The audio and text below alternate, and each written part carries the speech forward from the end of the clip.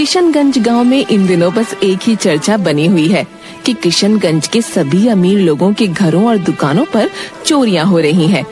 किशनगंज का इंस्पेक्टर रघु इसी तफ्तीश में लगा हुआ है, लेकिन चोर एक नंबर का शातिर है जो चोरी के बाद कोई सबूत नहीं छोड़ता और न ही किसी के हाथ आता। इंस्पेक्टर, आज 3 दिन हो चुके हैं मेरी दुकान को चोरी हुए। तुम लोग अभी तक चोर का पता नहीं लगा पाए। आखिरकार कर क्या रहे हो तुम लोग? धनीराम जी, संयम रखिए। पुलिस अपना काम कर रही है। जल्दी ही अपराधी हमारी गिरफ्त में होंगे। अब आप जा सकते हैं। धनीराम गुस्से में थाने से निकल कर जाता है। क्या साहब जी, सब आकर आपकी पूंगी बजा जाते। आप कुछ करिए उस मोनू चोर का। अब तो बात आपकी इज्जत पे। मोनू मोनू मोनू, इस नाम ने मेरा जीना हराम कर रखा है। इसको छोड़ूंगा नहीं मैं। ये मोनू तो पकड़ में ही नहीं आता। किसी दिन पकड़ में आ जाए तो बस उसकी सारी बोलती बंद करवा दूंगा। ऐसे डंडे पड़ेंगे कि हमेशा के लिए चोरी करना भूल जाएगा। वो जानता नहीं कि कानून के हाथ कितने लंबे हैं। कितने लंबे साहब जी? मोनू छोड़ो, उसका बाल तक आपके हाथ नहीं लगा। रहने दो रघु सर। मोनू उस्ताद है, उस्ताद। उसका तोड़ आपके पास क्या किसी के पास नहीं है। चुप करो। तुम क्या जानो कि एक ईमानदार पुलिस ऑफिसर के लिए एक अपराधी को पकड़ना कितने बड़े फक्र की बात होती है। और कसम मेरी वर्दी की, जब तक मोनू को सलाखों के पीछे नहीं देखूंगा तब तक चैन की सांस नहीं लूंगा। हाँ, ठीक है साहब जी। अब जज्बातों में मत बह जाना। रघु सर, मोनू का तो पता नहीं सलाखों के पीछे जाएगा कि नहीं, लेकिन वो आपको हवालात में जरूर बंद कर देगा। अच्छा, क्या कहा तुमने? ऐसी जगह ट्रांसफर करूंगा कि याद रखोगे? अरे नहीं, मैं क्या बोलूंगा। बस इतना समझ लो साहब जी कि वो छोटा मोटा चोर नहीं कि आपके हाथ में आ जाए। हाँ, जानता हूँ, मगर उसे तो मैं पकड़ कर ही रहूंगा। मोनू चाहे छोटी चोरी करे या बड़ी चोरी करे, लेकिन चोरी इतनी सफाई से करता था कि चाहे कितना भी कोई जोर लगा ले, उसे पकड़ ही नहीं पाता था। मोनू का एक साथी था जिसका नाम बटुक था। बटुक शुरू से मोनू का साथ देते आ रहा था। कई जगहों पर दोनों साथ मिलकर चोरी करते और धन को आपस में बांट लेते। मोनू भाई, अपन को तो घर वालों ने ही 9-2-11 कर दिया था। यही बोले कि तेरे जैसा औलाद से अच्छा हमें औलाद ही ना हो। लेकिन भाई, कभी कभी बहुत याद आती है घर की। चल छोटे, दिल छोटा ना कर। अपन तो बचपन में ही घर से कल्टी मार लिया था। तो भाई, तुझे घर की याद नहीं आती? अपन को अपनी माँ का चेहरा याद है, वो भी धुंधला सा। बाकी कोई नहीं अपन की याददाश्त में। चल छोड़ ये सब। आज रात चोरी करने जाना है ना? हाँ, आज तो बहुत कीमती माल चुराना है यार, मगर एकदम सावधानी से जाना होगा। अरे भाई, जो भी हो, हम दोनों किसी से डरते हैं क्या? देखना सब सही हो जाएगा। आधी रात में मोनू और बटुक दोनों ही मुंह पर काला कपड़ा बांधकर निकल पड़ते हैं। अरे भाई, यहाँ तो पहले से कोई बैठा है। अरे तू भी क्या मूर्खों जैसी बात कर रहा है? जब लाखों रुपए का सामान पड़ा होगा गोदाम में तो रखवाली के लिए कोई तो रहेगा ही। तू मेरी बात ध्यान से सुन। ये रुमाल ले और सुंघा दे, तब तक मैं गोदाम खोलने में लग जाता हूँ। बटुक ऐसा ही करता है। गार्ड वहीं बेहोश होकर गिर जाता है। मोनू फटाफट गोदाम खोलता है और सोने से बना घोड़ा निकाल कर ले आता है। ये देख भाई, एकदम चमचमाता हुआ घोड़ा। चल पकड़ इसे, अब कल्टी मार लेते हैं, इससे पहले कोई और आ जाए। मोनू और बटुक उसे चुराकर भाग जाते हैं।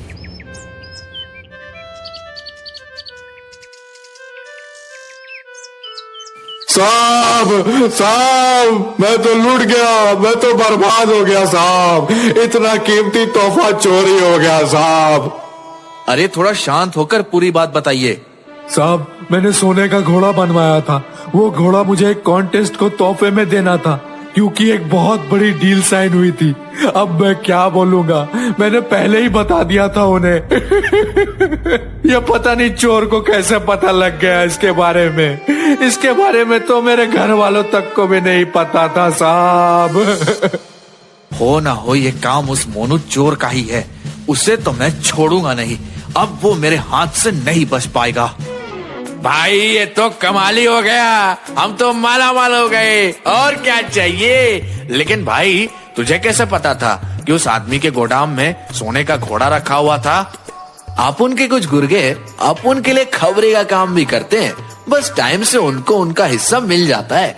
ये तो बहुत छोटी सी चीज है, हम तो इससे भी बड़ी बड़ी चोरियां भी करेंगे, लेकिन अभी के लिए हमें इस घोड़े को छिपा कर रखना होगा। मौका मिलते ही हम इसे ठिकाने लगा देंगे। रघु मोनू को ढूंढने की बहुत कोशिश करता है, पर बहुत कोशिशों के बाद भी रघु को मोनू का ठिकाना नहीं मिलता। एक दिन मोनू मुंह पर कपड़ा बांधकर बाजार में निकलता है। बहुत दिन बीत गए यार, कुछ चोरी नहीं किया। चलो आज कुछ चोरी करते हैं। मोनू देखता है कि एक सेठ गले में सोने की मोटी चेन पहनकर जा रहा है।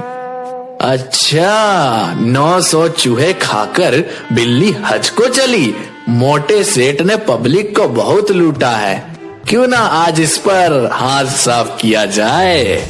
उसे देखते ही मोनू तुरंत उसकी चेन खींचता है और भागने लगता है। अरे पकड़ो कोई उस चोर को, मेरा सोने का चेन लेकर भाग गया। अरे मैं तो बर्बाद हो गया, हाय पकड़ो उसे। रघु भी वहीं से गुजर रहा था, वो मोनू के पीछे भागने लगता है। ये तो मोनू चोरी लगता है, आज नहीं बच पाएगा। रुक जा मोनू, भागने की कोशिश मत करना। आ जा इंस्पेक्टर, आज लुका छुपी का खेल हो जाए। अपुन को पकड़ना मुश्किल नहीं, नामुमकिन है रे। रुक जा मोनू, तू मेरे निशाने पर है, गोली मार दूंगा। अबे चल हट, हवा आने दे। तभी अचानक मोनू देखता है कि एक बूढ़ा इंसान सड़क पर बेहोश पड़ा है। ये देखते ही मोनू रुक जाता है। वो उस बूढ़े आदमी के पास आता है। अरे बाबा, क्या हुआ आपको? बाबा। तभी रघु वहाँ पहुँच जाता है और उसे पकड़ लेता है। आज तो तू आ ही गया मेरा पकड़ में, अब तो तू सीधा थाने जाएगा। मुझसे पहले इन बूढ़े बाबा को हॉस्पिटल पहुंचाओ। इंस्पेक्टर, हवलदार, एम्बुलेंस को कॉल करो, इन बाबा को पास के हॉस्पिटल में पहुंचाओ और आप तो थाने में तशरीफ ले चलो अपनी। रघु मोनू को पकड़ लेता है और उसे थाने लेकर आता है। तुझे लगता है इंस्पेक्टर तू ज्यादा देर तक मुझे यहाँ रख पाएगा? बस देखते जा अपुन क्या करता है। थाने में रघु के सिवा कोई और नहीं था। रघु मोनू को जेल में बंद करने लगा। तभी मोनू रघु की गर्दन पकड़ लेता है और रघु को जेल में बंद करके भाग जाता है। हाँ भाई इंस्पेक्टर साहब, क्या था दिमाग में कि अपुन को पकड़कर प्रमोशन मिलेगा? चलो थोड़ा सा मजा हवालात का तुम भी चख लो। मोनू भागते हुए अपने ठिकाने पर आता है। अरे मोनू, क्या हुआ भाई? इतना हाफते हाफते क्यों आ रहा है? कहीं पुलिस को ठिकाने का तो नहीं पता लग गया? अरे नहीं रे, वो चंपू इंस्पेक्टर ने पकड़ लिया था, बस उसी को पपलू बनाकर आया हूँ। उसने तुझे पकड़ लिया? मगर वो कैसे? क्या किया रे तू उसके साथ? अरे एक बूढ़ा आदमी बेहोश पड़ा मिला था, बस उन्हें देखने के लिए ही रुक गया और उसने पकड़ लिया। अरे बॉस, यही तो तेरी कमजोरी है। अच्छा छोड़ ये सब बात, बता आप कहाँ हाथ मारना है? यही इस गांव से थोड़ी दूर। बस ये समझ ले, वो चोरी कर पाना थोड़ा मुश्किल होगा, मगर हम कर लेंगे तो समझ आगे का लाइफ एकदम हीरे माफिक गुजरेगा अपना। समझा ना छोटे? साला मैं तो साहब बन गया। वाह भाई, तुम तो एकदम आमिर खान के माफिक गाता है। वैसे मुश्किल क्या है चोरी में? अरे छोटे, देश के बड़े से बड़े हीरो बनाने की कंपनी है वो। वहां पर अपने हीरो के हार दिखाएंगे, बस एक हाथ लग गया ना तो सब सेटल है। समझा ना? कुछ दिनों बाद दोनों अपने अपने चेहरे पर दाढ़ी लगाकर सूट पहनकर वहाँ पहुँच जाते हैं। बटुक, हमें ऐसे दिखाना है जैसे हम भी बाकी लोगों की तरह यहाँ सब देखने ही आए हैं। तभी दोनों की नजर रघु पर पड़ती है। अरे देख बटुक देख, ये इंस्पेक्टर तो यहाँ भी आया हुआ है। इसने ही मुझे पकड़ा था, मगर इस बार ऐसा कुछ नहीं हो पाएगा। हाँ भाई, यहाँ तो बहुत अच्छा इंतजाम किया है इन लोगों ने। दोनों बड़ी ही शांति से अंदर जाते हैं और मौका ढूंढने लगते हैं जिससे कि वो कुछ चोरी कर पाएं। बटुक, ये तो बहुत बड़ा है, मैं उधर जाके देखता हूँ वहाँ क्या है। मोनू को एक कोने में एक हार दिखता है। अभी वहाँ कोई भी नहीं था। यही सही मौका है, यहाँ कोई नहीं है। मोनू तुरंत शीशा तोड़कर अंदर से हार निकालकर छत के ऊपर से निकल जाता है। सभी मोनू को पकड़ने के लिए उसके पीछे भागने लगते हैं। मोनू बिना रुके दौड़े जा रहा था। दौड़ते दौड़ते वो बहुत दूर आ चुका था। तभी अचानक वो एक महिला से टकरा जाता है। मोनू उस महिला को देखकर हैरान रह जाता है। इनका चेहरा तो ऐसा लग रहा है जैसा चेहरा मेरी माँ का था। क्या बोला तुमने? माँ, आपको याद हूँ मैं आपका गोलू। क्या तू गोलू है? हाँ माँ, मैंने अपना नाम मोनू रख लिया है, लेकिन आपका तो गोलू ही हूँ। मोनू की माँ बहुत जोर जोर से रोने लगती है। बेटा तू कहाँ चला गया था?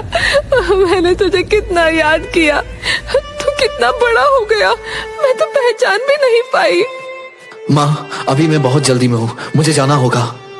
रुक जा बेटा, तुझे याद है तेरा एक जुड़वा भाई कल्लू भी था जो मामा के घर रहकर पढ़ता था, वो सिपाही बन गया है। चल तू घर चल, मैं तुझे उससे मिलवाऊंगी। ये सुनकर मोनू हैरान रह जाता है। माँ, उसे सभी किस नाम से जानते हैं? रघु नाम से। इतना सुनते ही मोनू के हाथों से वो हार छूट जाता है और इतनी ही देर में रघु वहाँ आ जाता है। आ ही गया तो पकड़ में, अब बता कहाँ बचकर जाएगा? अरे माँ, आप यहाँ क्या कर रही हो? बेटा वो सब छोड़, ये बता तू इसे पकड़ क्यों रहा है? अरे माँ, ये बहुत बड़ा चोर मोनू है, इसे तो मैं वर्षों से पकड़ना चाह रहा था। मोनू कुछ भी नहीं कहता, वो केवल अपने भाई की ओर देखे जाता है। बेटा ये तेरा जुड़वा भाई गोलू है। क्या? सच में? नहीं नहीं, एक चोर और मेरा भाई? हाँ बेटा, ये गोलू ही है। तुम लोग तो बचपन में कभी साथ ही नहीं रहे, मगर ये गोलू ही है, तेरा जुड़वा भाई। भाई तो चोर क्यों बन गया? तो घर छोड़कर भागा क्यों था? मोनू बहुत जोर जोर से रोने लगता है। आप लोगों को याद है पिताजी की तबीयत कितनी ज्यादा खराब थी? माँ ने गांव के सभी बड़े बड़े लोगों से पैसे की मदद मांगी थी, लेकिन किसी ने भी माँ की मदद नहीं की थी, जिसके बाद पिताजी की मृत्यु हो गई थी। तभी से मैंने सोच लिया था अब उन्हीं बड़े बड़े लोगों से पैसे लूटूंगा। मैंने काम तो उसी वक्त से शुरू कर दिया था, मगर माँ को ये सब पसंद नहीं था, इसलिए मैंने घर छोड़ दिया और चोरी के काम में लग गया। आज भी मैं केवल वैसे लोगों का ही पैसा लूटता हूँ। जो भी हो भाई, तूने बहुत गलत काम किया है, अब तुझे जेल में ही जाना होगा। तभी पीछे से बटुक आता है। यही नहीं मोनू भाई, पूरी बात तो बताओ अपनी माँ और भाई को। नहीं छोटे, रहने दे, कुछ मत बोल। बोलने दे भाई। पता है आज तक इसने जितनी भी चोरियां की उन सभी पैसों को ये सभी जरूरतमंद लोगों में बांट देता है। कितने गरीब बच्चे आज इसकी वजह से पढ़ाई कर पा रहे हैं। इसकी एक ही कमजोरी है, ये किसी को ये दुख में नहीं देख सकता। तभी तो उस दिन जब इसने एक बूढ़े आदमी को बेहोश देखा तो रुक गया। इस वजह से आप इसे पकड़ पाए। माँ और भाई की आंखों में आंसू थे, मगर वो चाहकर भी कुछ नहीं कर सकते थे। ले भाई, अब तो खुशी खुशी तेरे साथ चलूंगा। ले, हथकड़ी लगा ले मेरे हाथ में, लेकिन बस एक बार गले लगा ले। इसके बाद रघु, मोनू और माँ सब गले मिलकर रोते हैं। उसके बाद रघु मोनू और बटुक दोनों को जेल में बंद कर देता है।